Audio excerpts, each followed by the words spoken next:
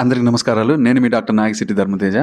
మనలో ప్రతి ఒక్కరు ఏదో ఒక టైంలో హార్ట్ బీట్ అనేది ఎక్కువ అవ్వడం అనేది గమనించుంటామండి. కొందరేంటంటే ఈ హార్ట్ బీట్ ఎక్కువ అవ్వడం వల్ల ఖచ్చితంగా హార్ట్ ప్రాబ్లమ్ ఉంది అని అనుకుంటా ఉంటారు. కానీ ప్రతిసారి హార్ట్ బీట్ ఎక్కువ అవ్వడం వల్ల హార్ట్ ప్రాబ్లమ్ ఉందని కాదండి. మోస్ట్లీ స్ట్రెస్ ఎక్కువ అవ్వడం, టెన్షన్ ఎక్కువ అవ్వడం కానీ, డీహైడ్రేషన్ ఉండడము, ఫీవర్ కండిషన్స్‌లో గానీ, అదేవిధంగా మనకు ఎక్సర్సైజ్ ఏదైనా చేసి, లేకపోతే వాకింగ్ చేసి, రన్నింగ్ చేసి వచ్చినప్పుడు ఇట్లాంటప్పుడంతా మనకు హార్ట్ బీట్ అనేది రైజ్ అవుతా ఉంటదనమాట. అదంతా ఫిజియోలాజికలే, అంటే నార్మలే అది.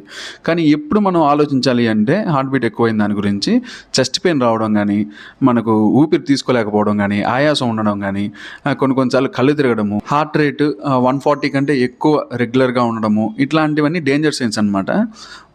అనీమియా ఉన్న వాళ్ళు కానీ, థైరాయిడ్ ప్రాబ్లమ్స్ ఉన్నవాళ్ళు, లో షుగర్స్ ఉన్న వాళ్ళు కానీ, ఎలక్ట్రోలైట్ ఇంబ్యాలెన్సెస్ ఉన్నవాళ్ళు, ఈ ఆస్తమా కోసం ఇన్హేలర్స్ వాడేవాళ్ళు కానీ, పెయిన్ కిల్లర్స్ వాడేవాళ్ళు, ఇలాంటి వాళ్ళందరూ కొంచెం జాగ్రత్తగా ఉండాలండి. పైన చెప్పిన డేంజర్ సైన్స్ కానీ వీళ్ళల్లో కానీ ఉన్నాయంటే ఖచ్చితంగా మీరు బీపీ అనేది చెక్ చేసుకోవాలి. ఈసీజీ తీసుకోవాల్సిన అవసరం ఉంటుంది. మీ డాక్టర్ సూచించినట్టు బ్లడ్ టెస్టులు చేసుకొని దానికి తగినట్టు ట్రీట్మెంట్ తీసుకోవాలి.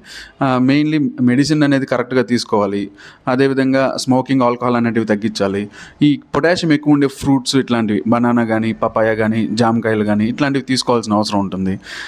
సో ఈ జాగ్రత్తలు తీసుకోవాలి. Thank you.